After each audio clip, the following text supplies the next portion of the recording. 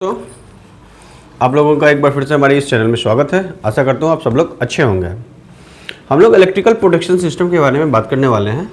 Last video में हम लोगों ने ओवरलोड, अर्थ फॉल्ट और शॉर्ट सर्किट के बारे में सीखा था। उसके बारे में हम लोगों ने डिस्कशन किया था। आज का जो हमारा पॉइंट होने वाला है वो अनबैलेंस के बारे में होने वाला है और दूसरा ब्लॉकिंग के बारे में होने वाला है।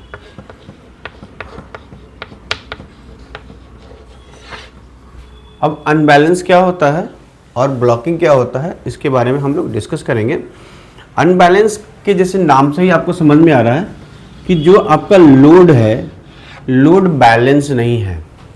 इसमें अनबैलेंस में दो तरीके का कंडीशन आ सकता है और आता है। एक करंट बैलेंस नहीं है और एक आपका वोल्टेज बैलेंस नहीं है।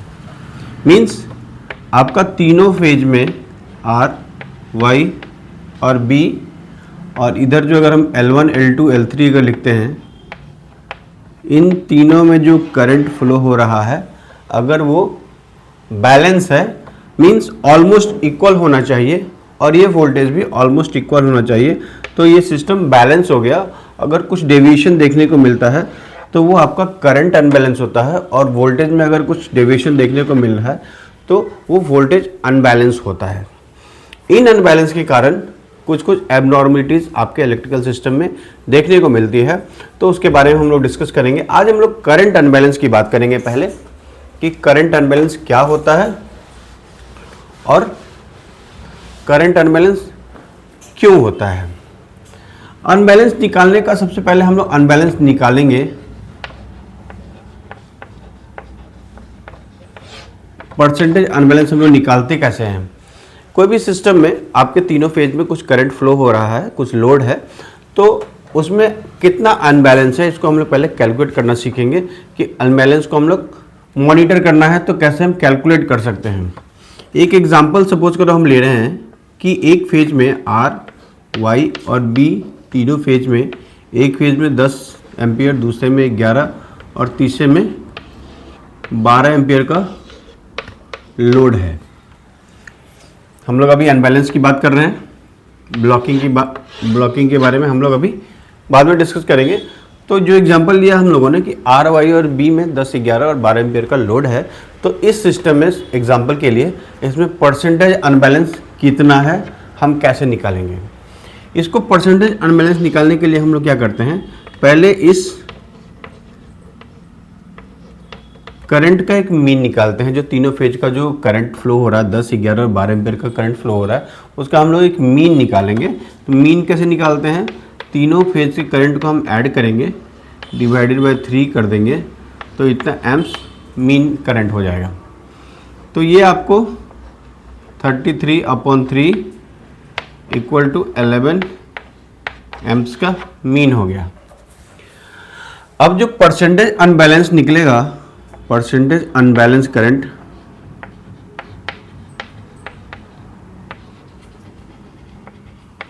निकलेगा, वो इस मीन के साथ इन तीनों फेज में जो मैक्सिमम डेविएशन होगा, मैक्सिमम डिफरेंस होगा, उसको हम लेंगे।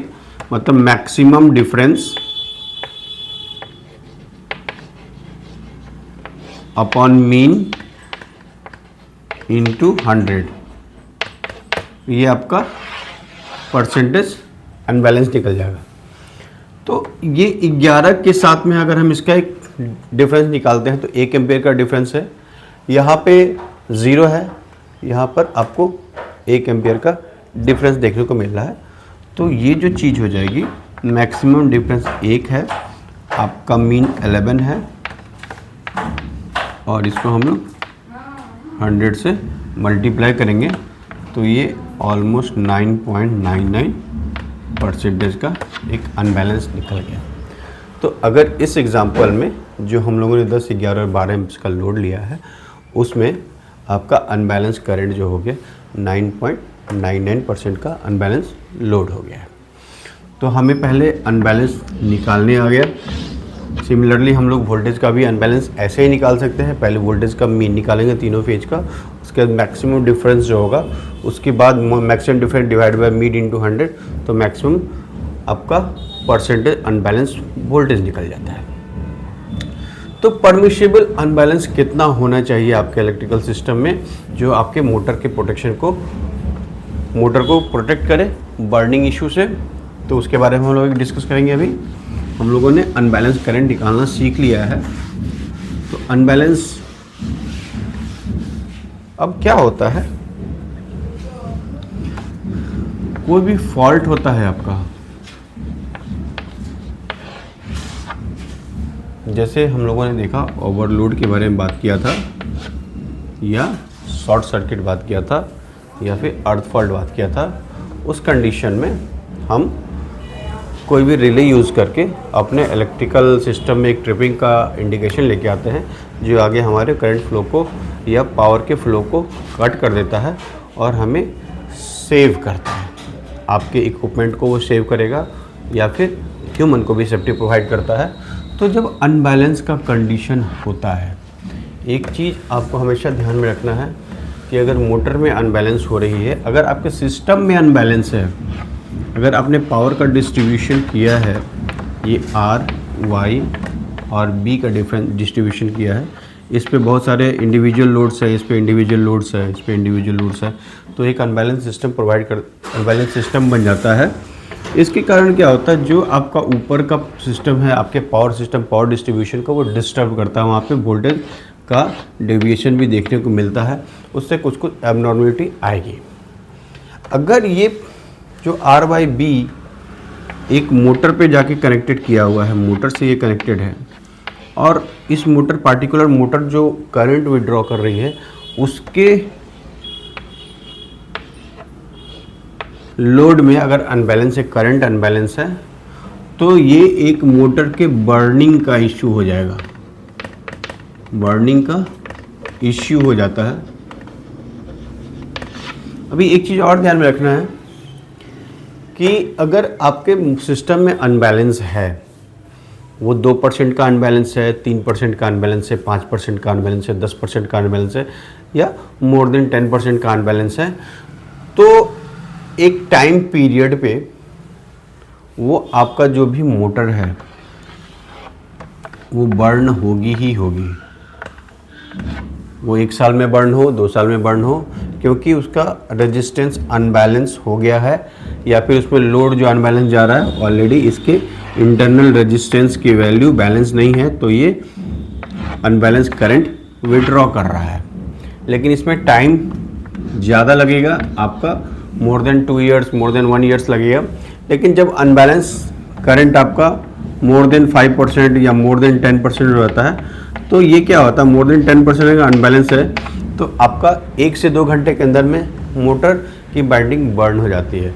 तो इसको हम लोग जो प्रोटेक्शन प्रोवाइड करते हैं, आपको ये पता चला कि अगर मोटर में अनबैलेंस करंट फ्लो हो रहा है तो मोटर बर्न होनी ही होनी है। तो ऐसा ये है कि आपको ऑलरेडी उसको मोटर को रिप्लेस करना है या मोटर की सर्विसिंग करनी पड़ेगी। लेकिन अगर अनबैलेंस का वैल्यू कम है तो इसको हम लोग चेक करते हैं, इसका एक लाइफ होगा कुछ ना कुछ, more than 1 years, more than 6 months.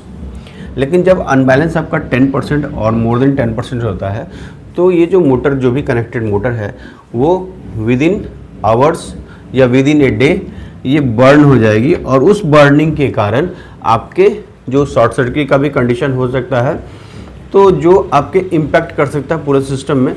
तो उस समय हम लोग क्या करते हैं, इसको एक लिमिट प्रोवाइड करते हैं कि मोर देन 10% का अगर आपका अनबैलेंस सिस्टम है, तो ऑलरेडी आप मोटर अनबैलेंस हो चुकी है, आप मोटर को रिप्लेस करें या फिर मोटर की एक रिवाइंडिंग करवा दें। तो इससे क्या होगा, मोटर तो बर्न हो ही गई है या बर्न होने की पोजीशन में है, इससे पहले अगर हम इसको रिप्लेस कर देते हैं, कोई हम लोगों ने एक्शन लिया, मेंटेनेंस, प्रिवेंटिव मेंटेनेंस का एक्शन लिया है, तो आपके जो कनेक्टेड सिस्टम है उसमें किसी तरीके की एबनॉर्मलिटी देखने को नहीं मिलेगी। इसलिए हम लोग क्या करते हैं, 10% का अनबैलेंस को लिमिट करते हैं कि मोर देन 10% अगर आपका अनबैलेंस हो रहा है, तो with A time delay 0.5 seconds, 1 second और 2 सेकेंड, जो भी आपने रिले यूज़ किया है, उसके उसके अकॉर्डिंगली वो आपको अनबैलेंस फॉल्ट में वो एक ट्रिपिंग का इंडिकेशन आता है और आप उसमें एक एक्शन ले सकते हैं।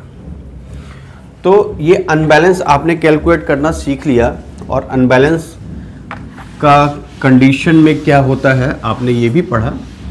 तो अनबैलेंस कंडीशन आप लोगों को समझ में आ गया होगा। अभी हम लोग ब्लॉकिंग की बात करेंगे। इसमें अनबैलेंस में एक और होता है जिसमें सिंगल फेजिंग भी बोलते हैं। सिंगल फेजिंग भी वन काइंड ऑफ अनबैलेंस होता है। सिंगल फेजिंग में जो हम लोगों ने एग्जांपल लिया आर वाई और बी का, जिसमें हम लोगों ने सब उसको 10 एम्पियर 11 एम्पियर और 12 एम्पियर का लोड का एग्जांपल लिया था। तो सिंगल फेजिंग का कंडीशन कैसा होगा कि किसी एक पार्टिकुलर फेज में आपका करंट ज़ीरो हो जा रहा है। किसी पार्टिकुलर फेज में अगर करंट आपका ज़ीरो हो जा रहा है तो ये एक सिंगल फेजिंग का कंडीशन बनता है। और इसमें अगर आप अनबैलेंस कैलकुलेट करोगे तो 100% अनबैलेंस आएगा। अभी निकाल सकते हैं हम लोग। जैसे अगर ये ज़ीरो है, इन दोनों को हम लोगों ने ऐड किया है तो 22 और इसका मीन जो हो गया 11 हो जा रहा है। तो मैक्सिमम डिफरेंस इसके साथ एक का डिफरेंस है, इसके साथ भी एक का इसके साथ एक का डिफरेंस है और इसके साथ एक का डिफरेंस है। और इस वाई फेज के साथ आपका जो डिफरेंस है वो 11 एम्स का ही है। तो परसेंटेज अनबैलेंस निकालें कि maximum difference divided by mean into 100। तो ये आपका 100% अनबैलेंस हो गया, मतलब सिंगल फेजिंग हो गई है।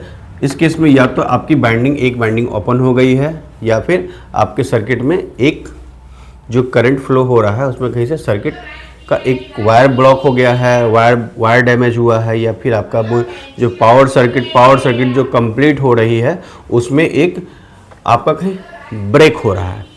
तो ये क्या करेगा, इसमें आप रेमेडी कर सकते हैं, चेक कर सकते हैं कि कहाँ पे इस टाइप का इश्यू हुआ है और उसको इमीडिएट आप अटेंड करके आप अपने मोटर को बर्न होने से बचा सकते हैं। नहीं तो अगर ये सिंगल फेजिंग का या अनबैलेंस का प्रोटेक्शन नहीं है तो मोटर कंटिन्यू अगर 2 फेज पे चलती रहेगी तो वो भी क्या करेगी, विद इन ए मोमेंट और with in A time delay ये मोटर बर्न हो सकती है। तो इसके प्रिवेंशन के लिए भी हम लोगों को अनबैलेंस प्रोटेक्शन, या जिसको अभी इस केस में हम लोगों ने सिंगल फेजिंग बोला, तो ये प्रोटेक्शन रिक्वायर्ड है। ओके, दूसरा हम लोग ब्लॉकिंग की बात करेंगे कि ब्लॉकिंग क्या होता है। ब्लॉकिंग को हम लोग स्टॉल्ड भी बोलते हैं, स्टॉल्ड या फिर स्टॉल्ड रोटर भी बोलते हैं।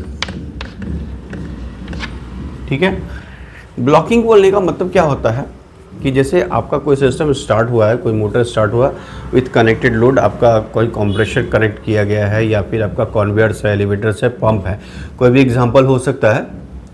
तो स्टॉल्ड का कंडीशन या ब्लॉकिंग का कंडीशन क्या होता है कि रनिंग मोमेंट में क्या होता है, जब इमीडिएट एक सडन लोड आता है आपके सिस्टम पे, मतलब कि जैसे हमारा, अगर मैंने जो एग्जांपल लिया 10 एम्स का, 11 एम्स का और 12 एम्स का, हमने एक एग्जांपल लिया है, किसी मोटर में इतनी करंट फ्लो हो रही है और किसी भी मोमेंट में मोटर को हम लोगों ने स्टार्ट किया या सिस्टम को स्टार्ट किया है और उसके स्टार्टिंग के कुछ पीरियड के बाद, 5 मिनट के बाद हो सकता है, 10 मिनट के बाद हो सकता है, या 2 घंटे 4 घंटे, या कोई भी आपका मोमेंट हो सकता है, उसमें ये जो करंट है, कोई भी करंट या तीनों करंट आपका सडनली इंक्रीज हो जाता है up to a limit. Suppose को 500 टाइम्स हो जाएगा या 600 टाइम्स हो जाएगा या 700 टाइम्स हो जाएगा या फिर 400 टाइम्स हो जाएगा। तो ये एक केस जो है ब्लॉकिंग का केस आता है। मींस आपके जो सिस्टम में कोई ऑब्स्टेकल आया है जो उसको प्रॉपर रोटेट करने में, प्रॉपर ऑपरेशन करने में आपको परेशानी कर रहा है, तो आपके सिस्टम को वो ब्लॉक कर देगा और करेंट मोटर जो है अपने कैरेक्टरिस्टिक्स के हिसाब से उसको अपने कनेक्टेड या जो भी उसका डिज़ाइन लोड है या डिज़ाइन आरपीएम है उसको अपने आरपीएम पे रोटेट करने की कोशिश करेगी और वो जो कोशिश होगा उसमें वो करंट को ज़्यादा विड्रॉ करेगी। तो करंट का अमाउंट 400 टाइम्स 4 गुना, 5 गुना, 6 गुना या 7 गुना हो सकता है, जो कि आपको इमीडिएट उस मोटर को बर्न कर सकता है। मतलब मोटर का जो आपका इंटरनल जो भी बाइंडिंग्स है उसको उस पर इम्पैक्ट आ सकता है। करंट ज़्यादा फ्लो करेगा तो टेम्परेचर ज़्यादा होगा, और टेम्परेचर ज़्यादा होगा तो आपका कॉइल ब्रेक होने की पॉसिबिलिटी होगी, या तो सर्किट ओपन हो जाएगा, कोई कॉइल ओपन हो जाएगी, या किसी के साथ वो शॉर्ट सर्किट होगा या अर्थ हो जाएगा।